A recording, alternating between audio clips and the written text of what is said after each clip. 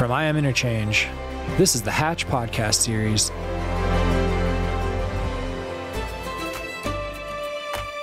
It is from the past that we are offered a glimpse of the future. And so it is with Co-Palace in Switzerland.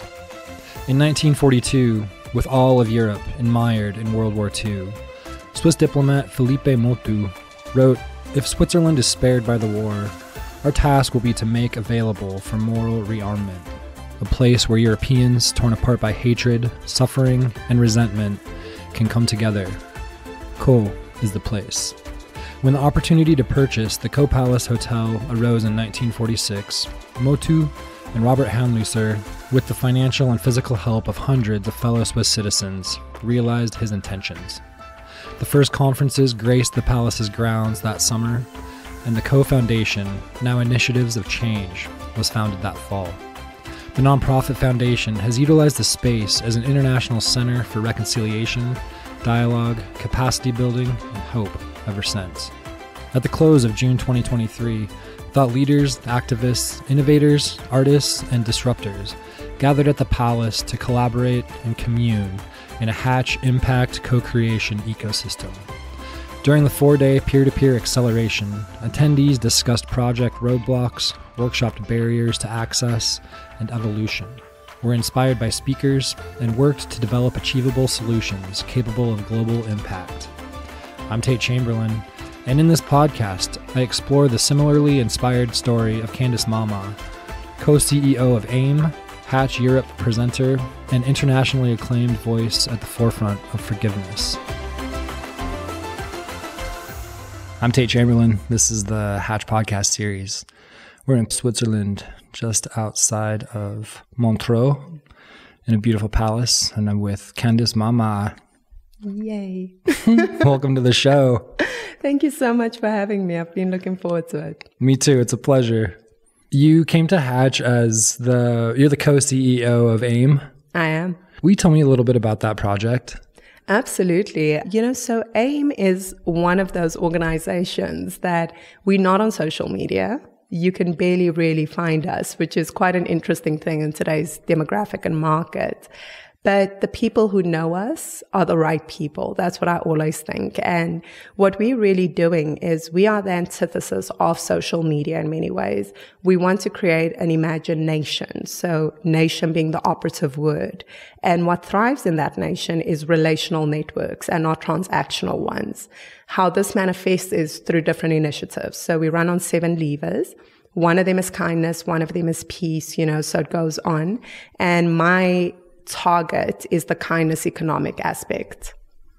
Is there a project that particularly inspired you that made you want to join? So I met Jack 5 years ago. He was in South Africa looking for inspiring stories, and he came across mine. He interviewed me, and I thought that was the end of it. I was doing so many interviews at that point. However, Jack has this uncanny ability of staying in touch. So he stayed in touch over the years. I did a little bit of consulting with AIM. And at the end of last year, I was actually entering a sabbatical year. And I reached out to Jack and I said, "Hey, I just wanted to check up on you." It was that soul calling again. And he said, "Hi, Candice. What's up?" And from that point, we decided that we wanted to work together, and I came on board. That's great. They're lucky to have you, and I'm sure that you've felt a need in your life to pursue by being a part of it as well.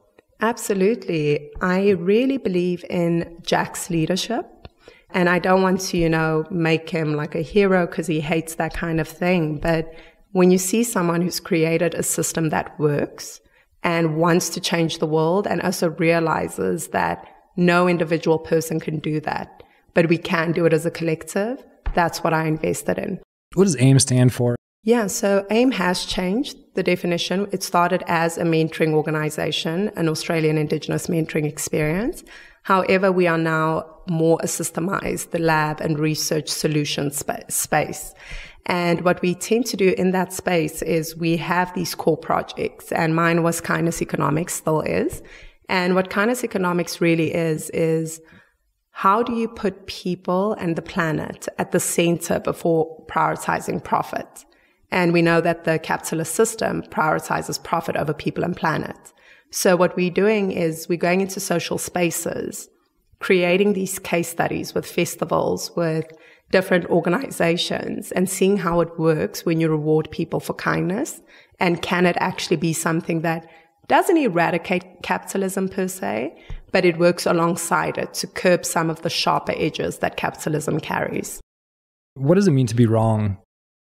To me, to be wrong is to take a detour in your thinking, in your life, and to learn from it. And some people do not. But it is a very interesting concept because we live in a society where it feels as though only the righteous can survive. And I don't know about you, Tate, but I'm definitely not righteous and I'm definitely not perfect. So we've created this very sharp edge that mistakes are no longer allowed in society. And so to me, when we're wrong, it is an opportunity.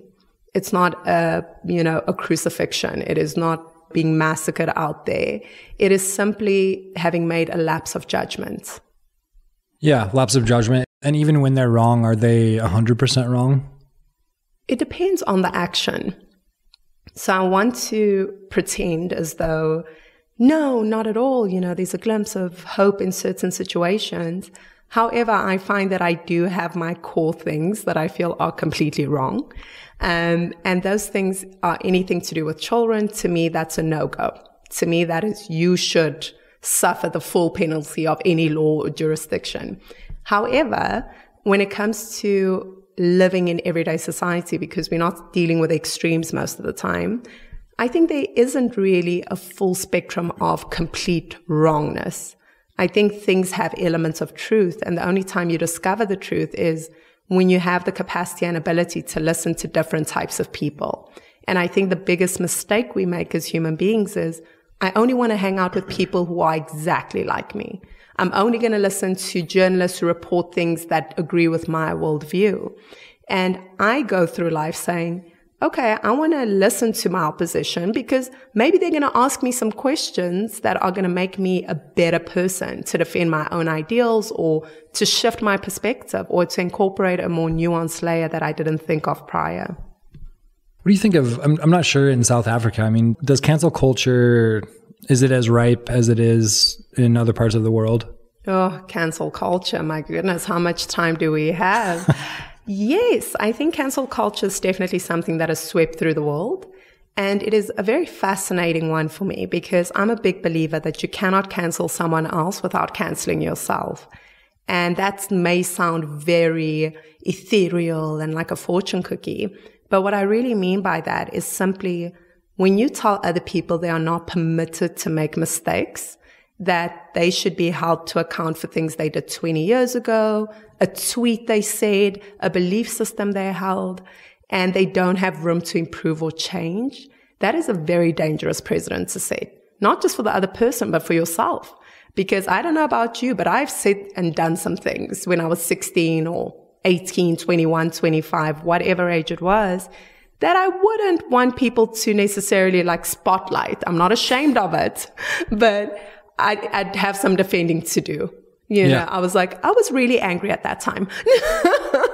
Yeah, right. How like our body processes things and that can look like, whatever. It can. Please don't shine a spotlight on it.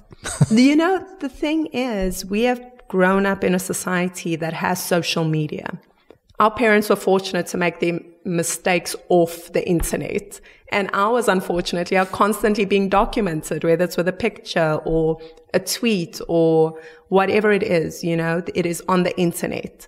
And so anyone can go back in time and find anything even moderately offensive and take it so out of context and make you seem as though the character you are today did not develop past the person you were then. And that's the problem I have with cancel culture. Yeah, like an uncovered time capsule. Absolutely. And if we don't give other people room to grow, we're essentially saying we are not allowed to grow. We are not allowed to make mistakes. We are not allowed to have lapses in judgment. And I don't know about you, but that's a really hard life to live because even saints have their flaws. As Nelson Mandela said, every saint was once a sinner.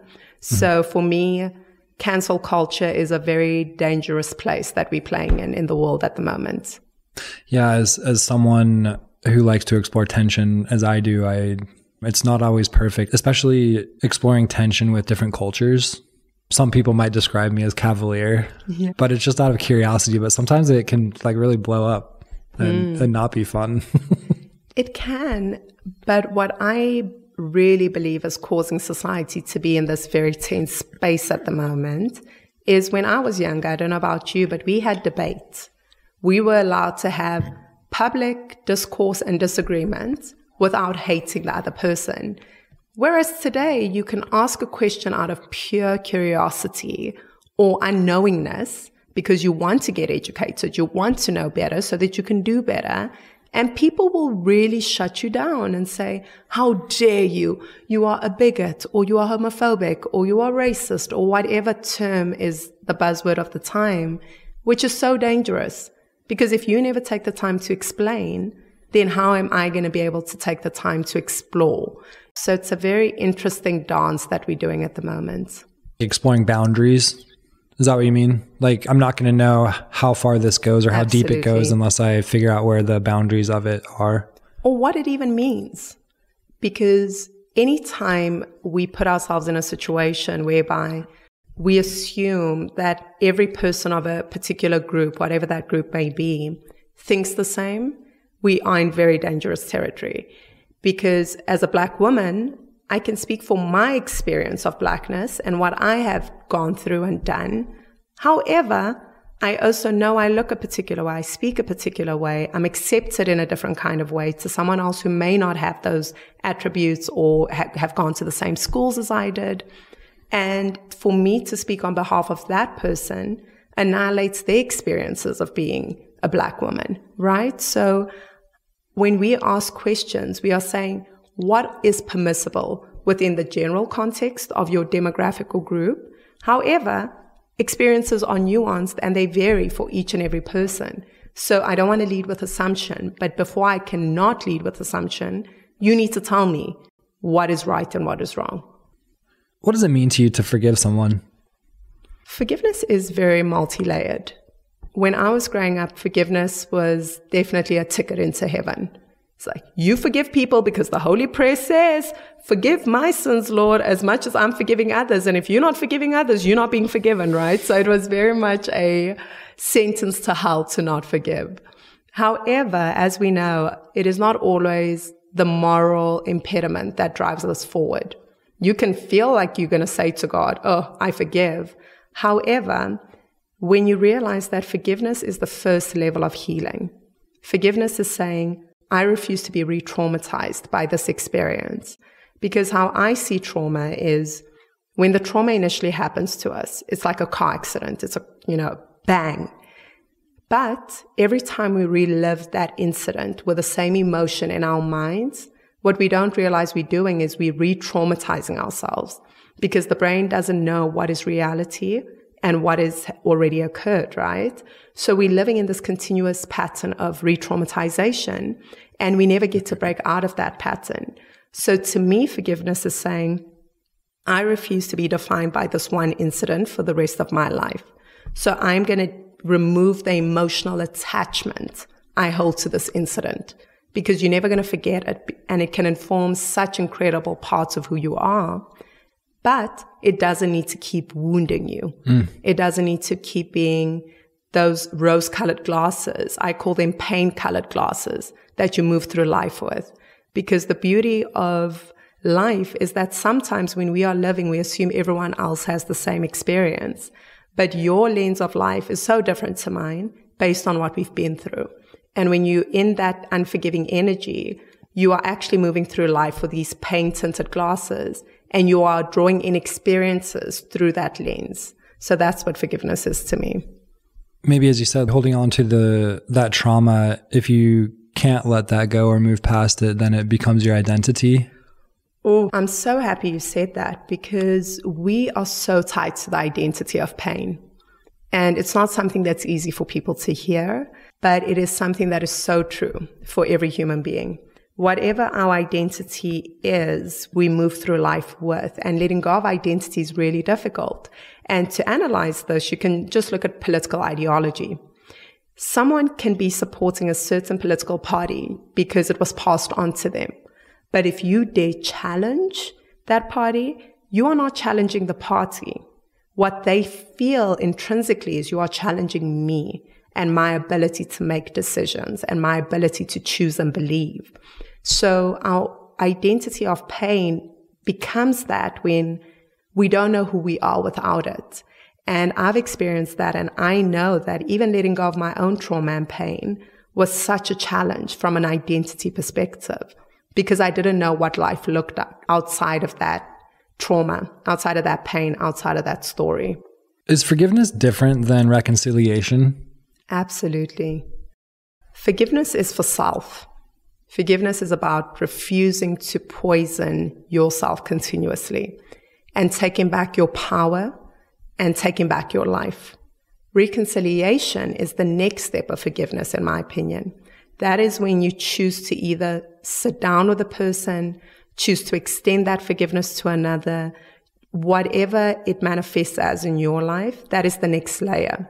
I think you need forgiveness before you can reconcile.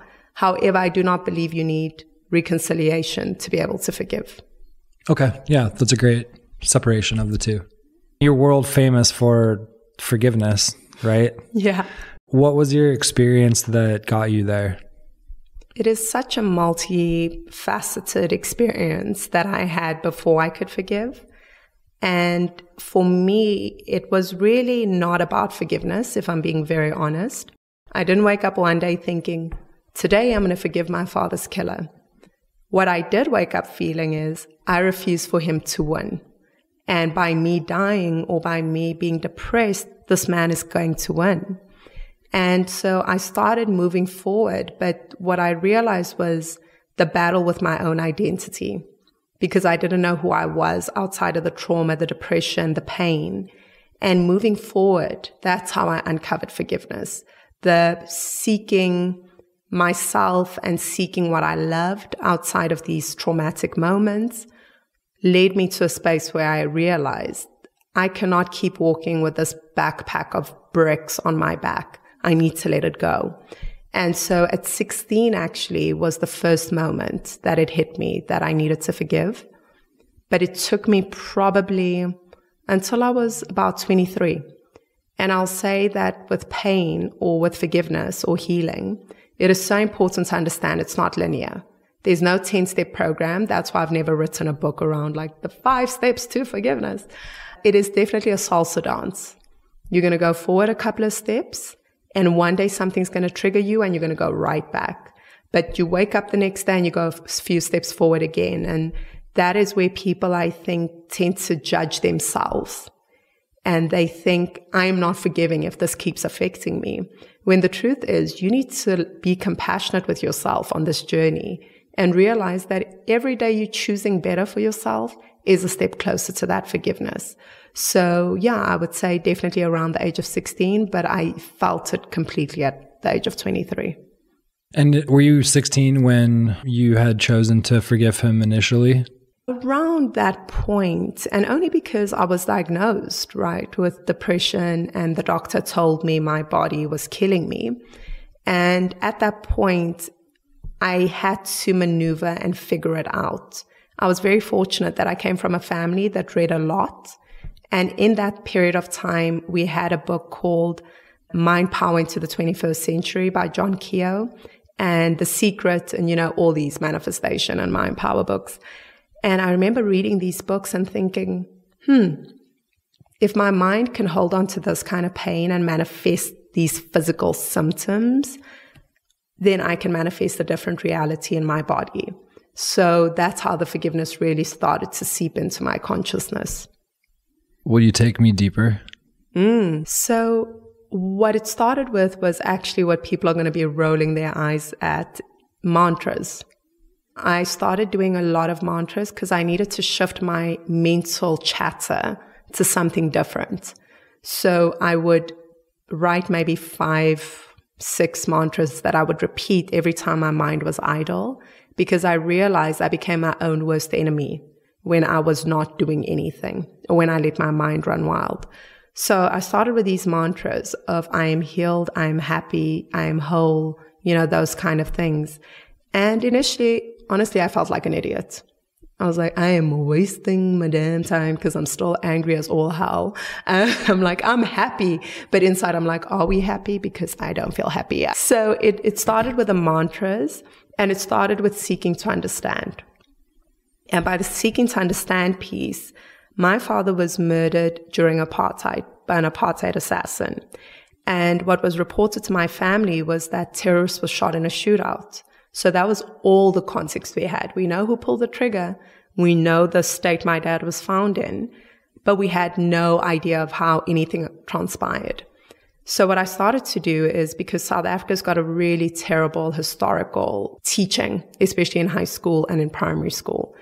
So I started doing my own research on apartheid, on the party my dad was a part of, Nelson Mandela, but other fighters that have never been named, or aren't as world famous and renowned. And truly, it was the understanding that started to heal me, because my father's death at the beginning felt meaningless. But the more I dug in, the more meaning happened. And I think the more compassion for people like Eugene, the person who killed my father, started to rise up in me. And I think that was my first moment of pause. Because when I started feeling compassion for Eugene at that early age, I felt like I was betraying my father. Yesterday, part of your story was, you had already known that your father had been killed, but maybe you didn't know how or the depth of, and there was a story about your mom telling you to go get this book and you had never looked in it. Was that before you opened the book to that page, or was that after? So it was definitely after, because when we got that book, I was 9. And that was, I believe, the moment my childhood ended. I had a very rocky childhood anyway. I'd lived with my great-grandmother, then my grandmother, then my mother, which now in hindsight, because I'm an optimist, I see as a blessing. Not many people will get to experience the lineage of women in their family. So I'd already gone through this really tricky bout of not really knowing where I belong. And eventually I land with my mother, and I see that my family doesn't look the same as other families. And my mom starts speaking about my dad, but very, very short snippets. It was not big enough for me to even understand who my dad was. And I remember we had about 3 or 4 pictures of my dad at the time. And so that's all the context I had, that my dad was not around, that this is what he looked like. And, the fact that my mom was in an unhappy marriage with him was like one of the things I'd know. So I never really got the full essence, except when I was acting a particular way. And then my mom would say, that's exactly what your dad would do. Or, so so I started being like, I don't know if that's a good thing or a bad thing. And so by around the age of 9, my mom had bought this book, Into the Heart of Darkness by Jacques Poe. And on the cover of the book is a picture of quite a few men, but in the center is a picture of Eugene de Kock. The reason Eugene is such a big figure in South African history is because he led the police force during that very violent time. And he's been named Prime Evil, the assassin of the state, everything you can think of, the most evil man in the world. And so I remember seeing him and getting context to, okay, my dad is dead and this is the person who did it. And on that day, that when I finally build up the courage to, open the book and find the picture, that was the turning point of my life. Because the brutality I saw, I don't recommend you guys Google it, but there are definitely some news outlets that have used the picture since my career started. But it is such a jarring picture for anyone. It looks like something you would see in a CGI movie. And it was really just a picture of my dad's burnt body, barely recognizable, and his eyes were protruding in a burnt minibus. So that was when the rage and depression began. That's so much to just process in a young life. I can't even imagine that. Yeah. And after that, you had the opportunity to meet him. I did. Yes, at around the age of 24. Okay, so this was maybe 10 years later? Yes, roundabout.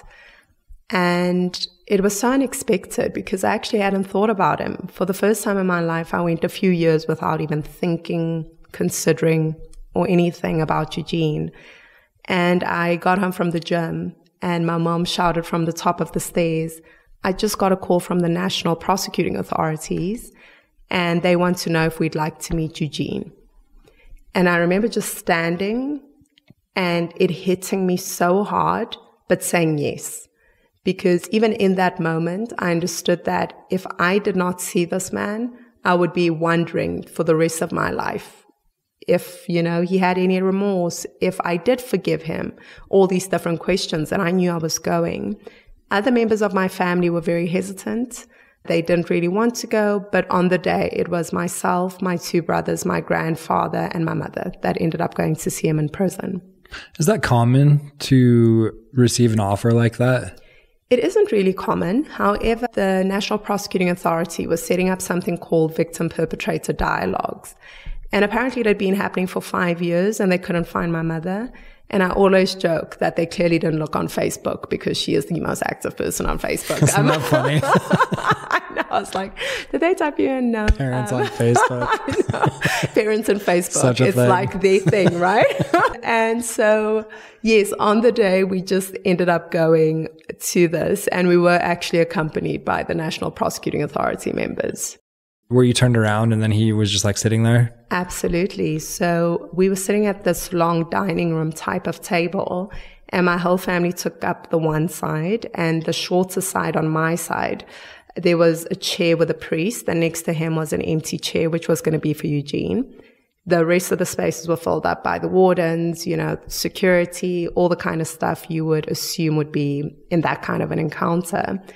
But what really surprised me was because my back was turned to the priest and I was speaking to my brother, when I turned around and saw him, I didn't hear him because he was cuffed. He was like shackled. He wasn't walking like a dude just coming to see people, So that was the surprising part, the idea that this mystical figure that has loomed over my life has almost appeared by magic. So it was very jarring and yeah, I struggle with words about that moment because I remember just feeling stunned.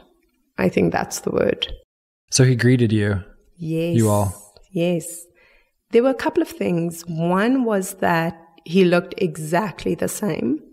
He looked like a man that had just been frozen in time, except he had gained a little bit of weight. But other than that, he was exactly the same person. And the other thing was when the priest was introducing all of us, he would say, "Pleasure to meet you." So that is always stuck in my mind because those words aren't words that you would assume someone who killed someone in your life would say to you. So yeah, it was a very interesting way to start the conversation. Was it brief? Was there conversation beyond that? I think in the story you told yesterday, it was pleasure to meet you to everyone. And then the I forgive yous began, or was there dialogue in between that? There was. The first dialogue, of course, was deciphering what had happened to my father, in which he led us into the story about the ambush and him running down the bridge, emptying out his magazine on my dad, and then dousing them in fuel and setting them alight when he still saw signs of life. So that was the first part. And then we just continued, well, at least my mother continued. I couldn't speak. She asked different kinds of questions. One of the most interesting ones, actually, Tate, you might be the first person to get the inside scoop on this one. We asked him if he was racist, as one would assume. And he actually said no, which is such an interesting thing to sit with when it was a racially motivated crime due to the context of apartheid. But he shared with us that it was never about black and white. It was about his country against the enemy. And that was a very interesting viewpoint to sit with. Did you believe him? I did, because what a lot of people don't understand about Eugene is he wasn't this rogue assassin.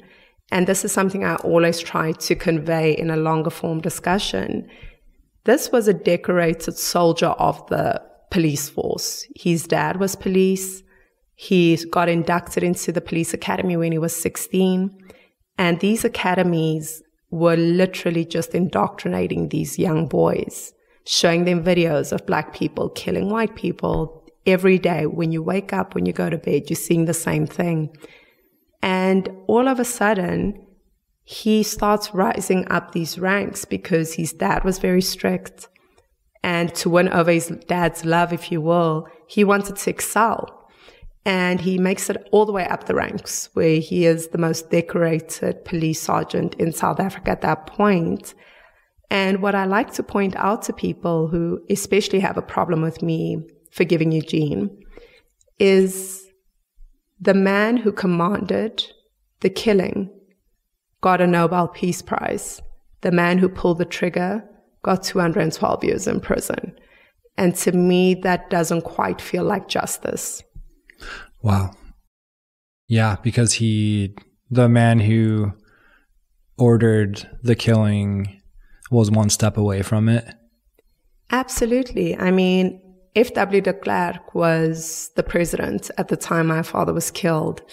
And it's very interesting to me that the world has repainted the image of who he was as an individual just because he got the Nobel Peace Prize. He did not give the country to us. We fought for the country. And South Africa was at such a volatile place economically, security-wise. There were revolts. The last 2 years of his presidency, it was the most violent time throughout the whole period of apartheid that South Africa had ever seen. And had he not, we would have gone into civil war. So this was a man with no option but to give up. And to reward him for giving up with the Nobel Peace Prize when he had sacrificed and commanded that so many people were killed. And then the person he was commanding to kill all these people is sentenced to 10 life sentences. Seems oddly bizarre to me.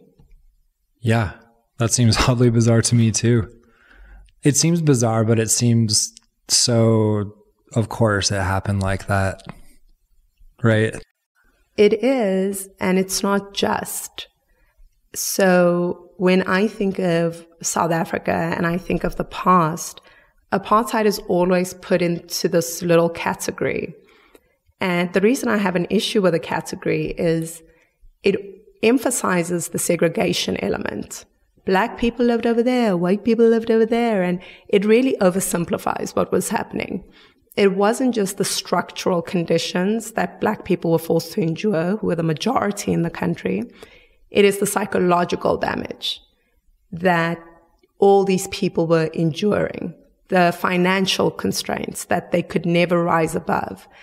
It's all these things that are still playing out in my country today as people are trying to build a better life for themselves. But what I think of apartheid as is a war. It was a war. And when you see it as a war, then all of a sudden it doesn't seem that crazy. But when we look at it as this strange little thing that happened that had violent times and it was wrong, then we struggle to really grasp the magnitude of it. Your mom had kind of led the conversation when you were all together, and after all of her questions were asked, is that when the forgiveness from everyone began, or did anyone have any other questions? Everyone did have questions. There's some things we discussed that I would always keep private because it's not my space to share them. But yeah, other members of my family had levels of interaction. But it was only 45 minutes. It felt like a lifetime to me, but it was a really short experience. And so by the time she said, "I forgive you," I felt like I had been in there for 3 hours. I was so drained. I was so exhausted. So yeah, everyone did have a chance to have their say before she said, "I forgive you." Did you think that you would hear her say that?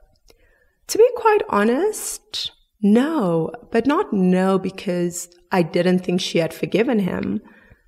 No, because it was just never a conversation we held. And so it wasn't even an anticipation I had. It was simply a moment that arose due to the energy in the room that I adjusted and adapted to. And then it got to you. Yes.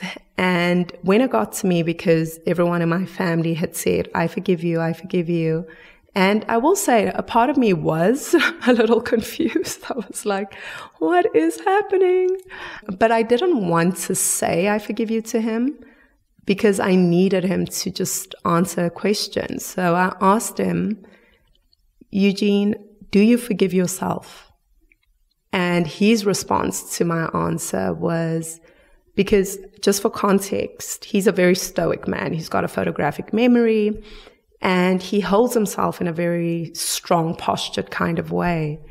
And throughout the session, he never really lost composure.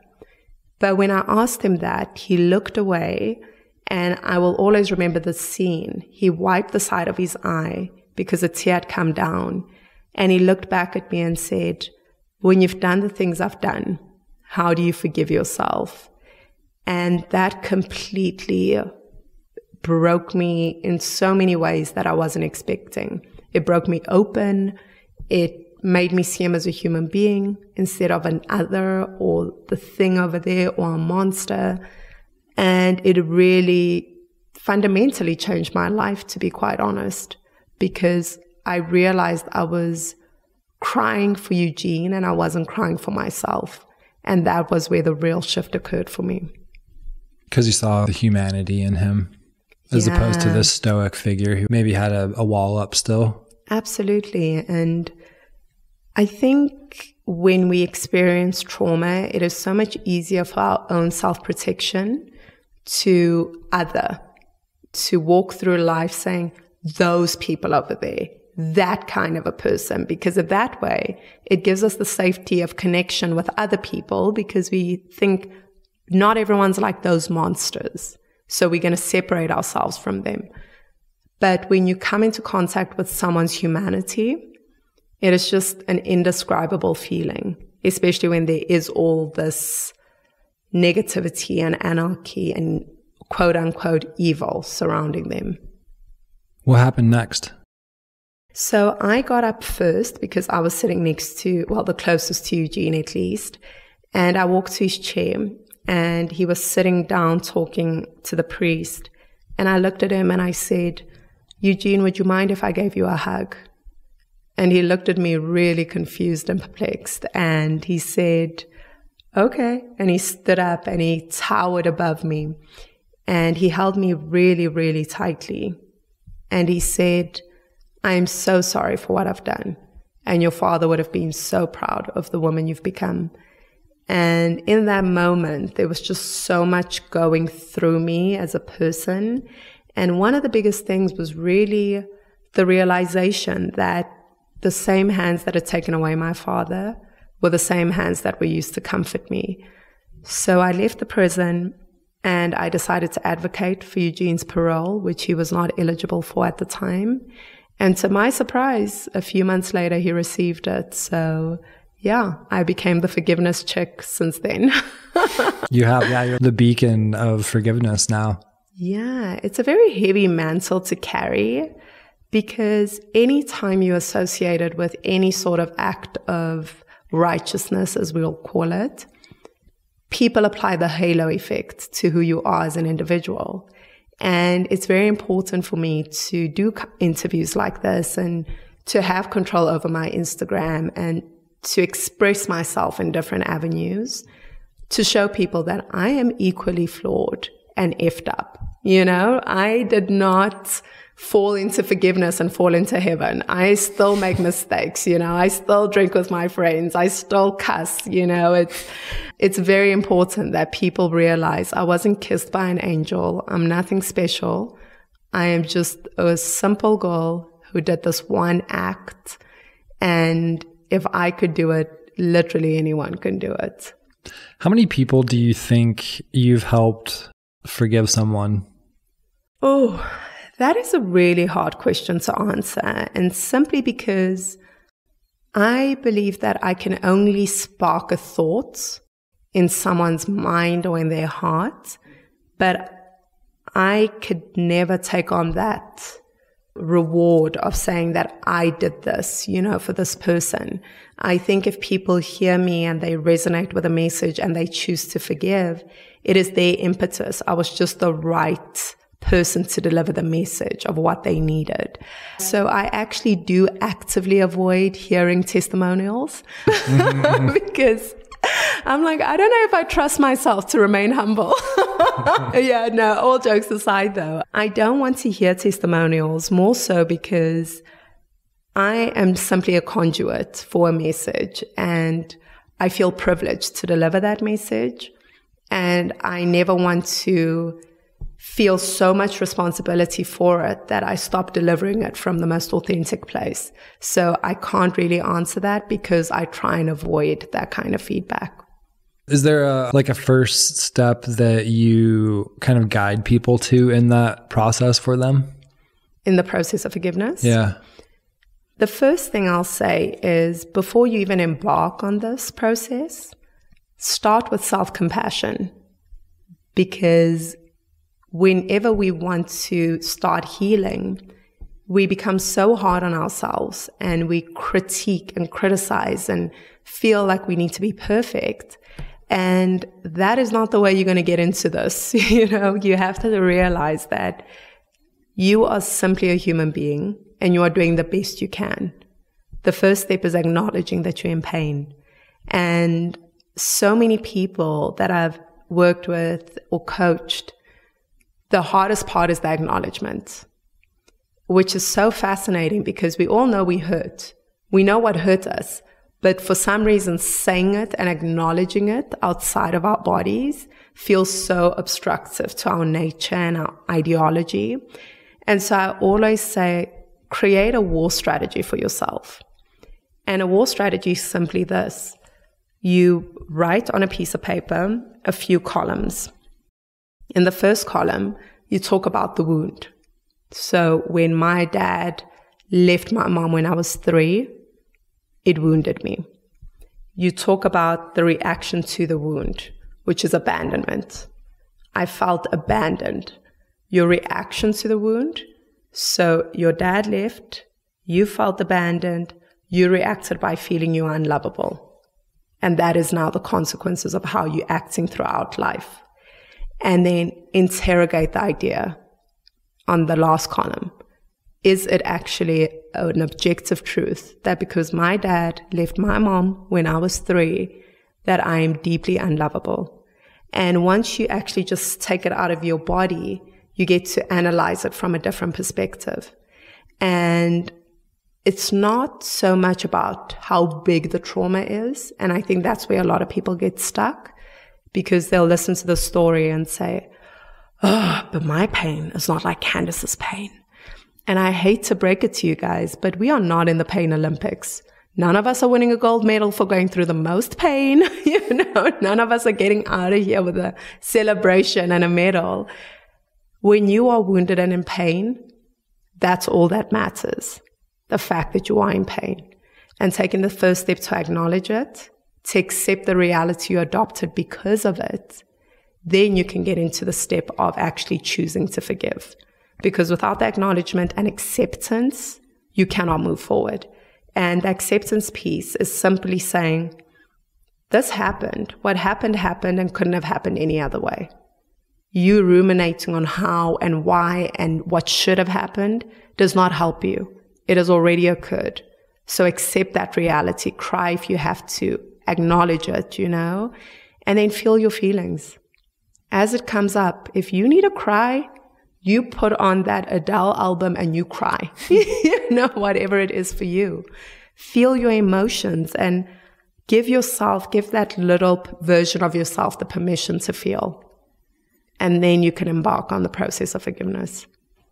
How do you think your dad would describe you? Deeply passionate and very emotional. I am so passionate about humanity, about people, about the things in my life. And sometimes it does not bode me well. So I have learned how to protect myself from doing too much. So my philosophy is just because you can does not mean you should. before I used to go about and say, Tate is in pain. So I know how to get him out of this pain. So I'm going to work with him and deal with it for him. And I'm going to carry this burden and this cross as he experiences it.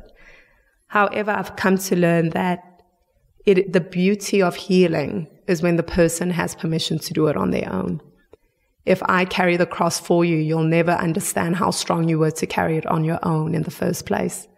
So, yeah, I think he would definitely say I'm deeply, deeply passionate. Yeah, I believe that. Oh, thank you. Is there an edge in your life right now that's working you?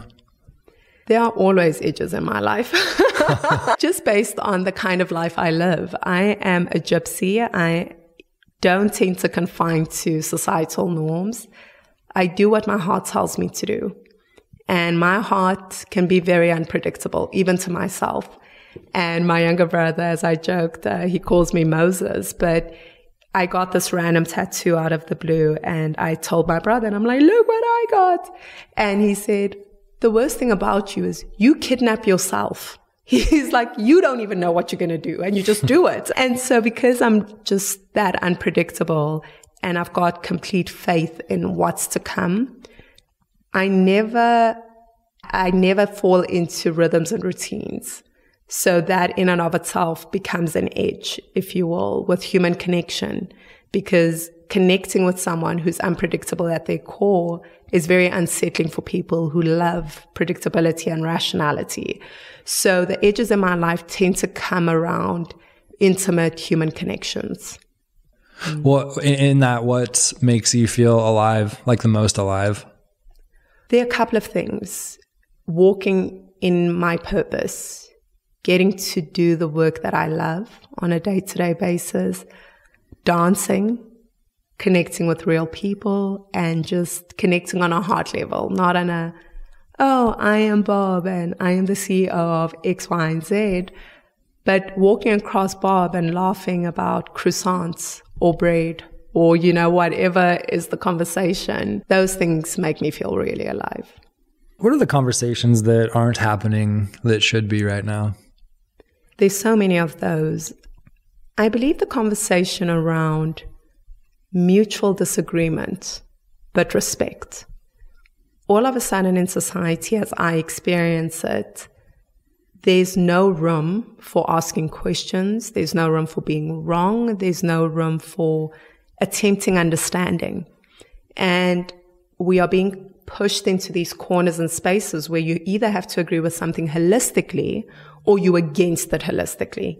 There's no gray area anymore. And I always joke about American politics in the sense that you are separated into the conservative or the liberal party, right? And I'm like, there is stuff I am conservative about, but there's stuff I'm liberal about. Like, I am not one thing. And the idea that human beings are now almost regressing in the fact that we're not allowed to oppose each other in a respectful way. Whereas when I was growing up, you could fully disagree with someone and still be friends with them.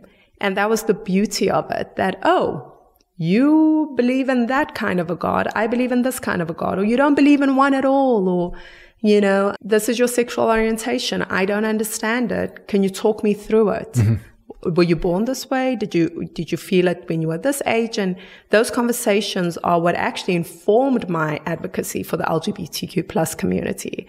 The fact that I had such kind people ushering me through the experiences. And that's why it is so important. I understand people always say, oh, why should it be my responsibility to educate you on what is right and wrong?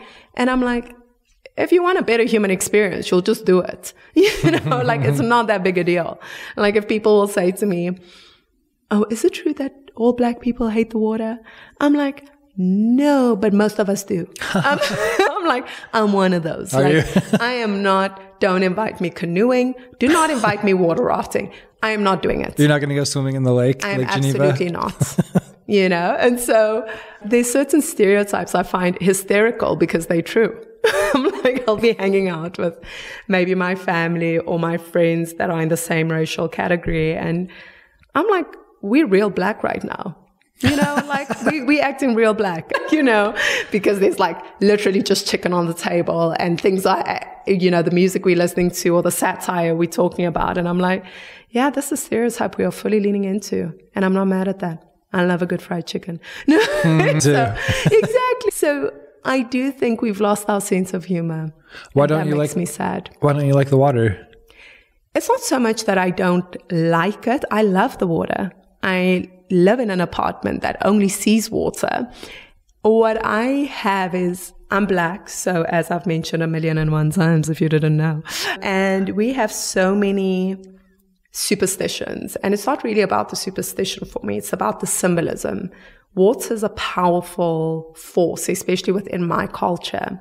And we believe in these mystical beings and things that exist within there that we do not know.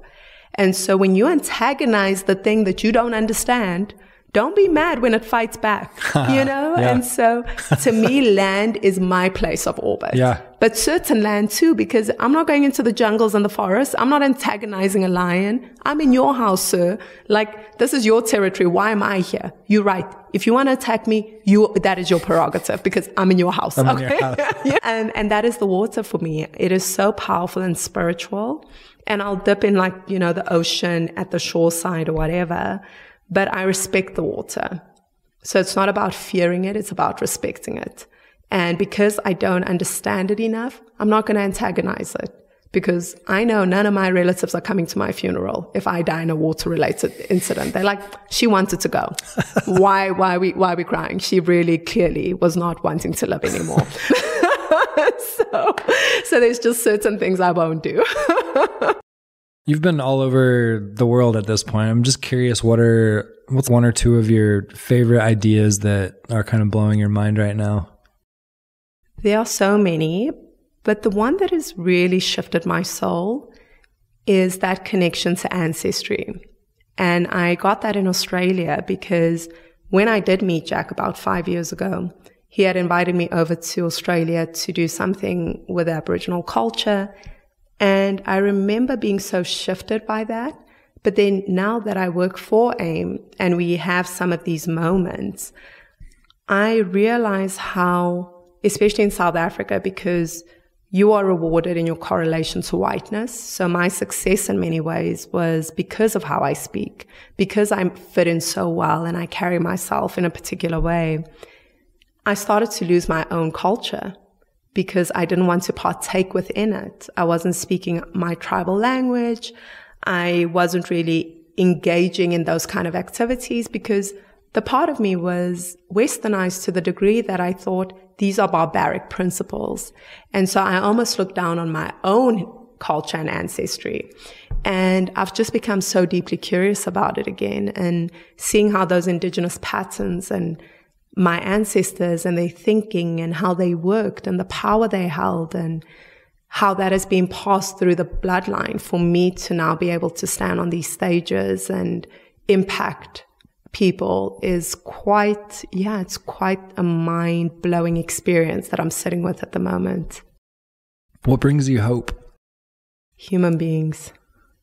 I know so many of us, you know, are feeling disheartened by how society is unfolding.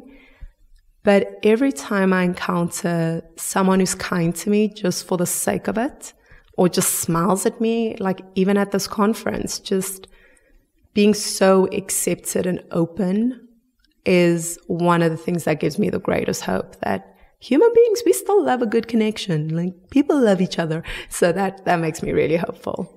That's so true. Yeah, there's that craving for connection and community. Yeah, and I think it's amplified now, and it could be in my own mind, but after that period of isolation, all of us reflected on connection to a degree. And when I got out of it, I realized, number one, what qualities I value in connection and how I had actually been so devoid of it even prior to the isolation. So now every time I do get to connect, every moment I want to be fully present for. And that is a gift. It is such an incredible gift. This is the Hatch Podcast. Candice, you are radiant. I'm so happy to be here with you. Thank you for your time. Thank you so much for having me, Tate. This has been a privilege.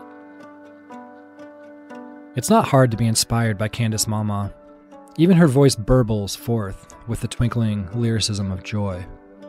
And that joy, that effervescence of self, has been hard-won in a story capable of breaking even the soundest of hearts.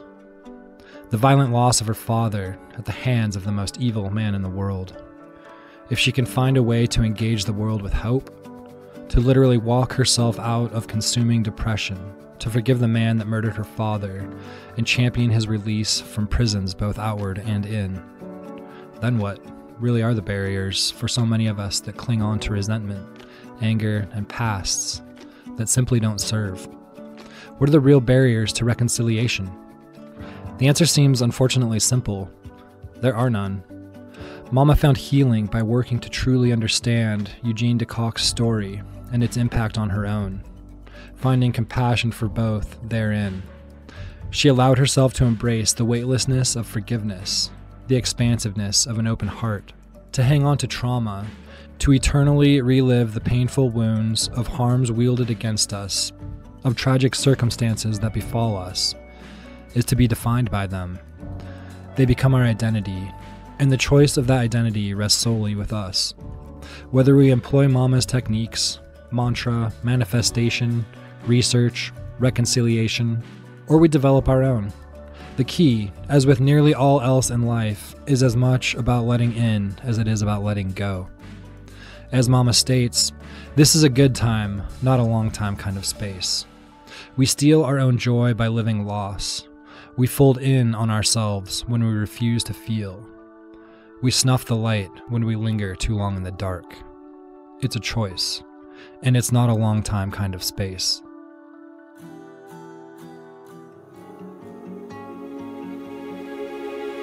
It seems now more than ever that we have found ourselves on the cusp of monumental worldwide change.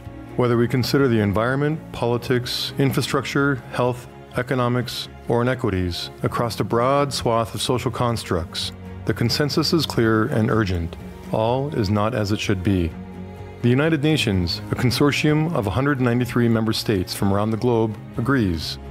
In 2015, the UN unanimously adopted the 17 Sustainable Development Goals, the SDGs. These goals call for urgent action in global partnership to secure peace and prosperity for people and the planet, now and into the future. In alignment with the SDGs, Hatch, a curated network of artists, activists, and entrepreneurs working together to accelerate positive global change, has partnered with I Am Interchange to fuse adventure journalism with experiential design labs to develop innovative solutions to complex global challenges.